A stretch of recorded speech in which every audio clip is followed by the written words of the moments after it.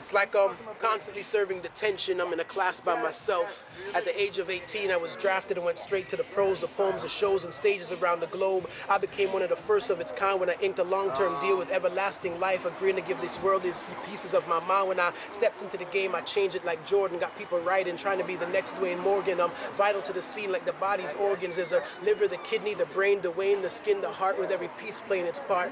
I'm always rising while others try to keep me down. I'm like James Brown, internationally known as the hardest working spoken word artist, because I'm not trying to be Poe like Edgar Allan. For over 15 years, I kept the soul in the city like Michael Williams. I made things so big that nicknamed me Mr. Escalade. I got over a decade of accolades following my name like groupies. And when it comes to the things that I write, I always try to keep them tight with rhymes off the hook like bra straps before the loving.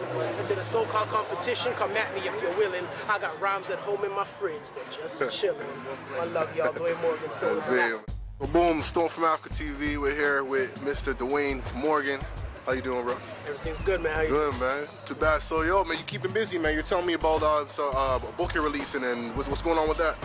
Right now, I'm just getting ready to release a book. It's coming out in Belgium, so I'm heading over to Brussels this May. And it's a book that translated some of my spoken word into French, so it's going to be my first book in a language other than English. So, you know, just trying to get my international game going and making those moves. You know what I mean? I said, so how does it feel to have it like translated in just like another language? Like aren't you afraid that certain words might be misinterpreted because through the translation process, or like how? Well, you know what? At first, I thought they were just gonna take it and flip it into French, and then going through the process, I realized that it's a lot more involved. So they had a translator, one in Belgium, one in Montreal, and I've been working closely with a woman out in Montreal, just trying to make sure that everything that they put is exactly what I'm trying to say. Because some things don't translate exactly, so you have to kind of interpret certain things. And I'm pretty confident with where things are at because we put a lot of work into it. So like, how long have you been working on this project for? This we've been working on since about December of last year. Okay. And we've been steadily working on it since then, and right now it's ready to go. So I just got to get over there and do my thing. And, So like, how did you even come up to this like place where you're like having this like book being translated and spread across like on an international level? It's really just a matter of hustling. You know what I mean? Like, this is gonna be my second time in Belgium, and I've always been the kind of person who just goes out there and makes things happen. You know what I mean? I look for contacts. I go out there. I fund my own way to get over there, just to network, just to meet people. And through all of those things, people recognize that this guy's serious about what he's doing, and opportunities open up for you.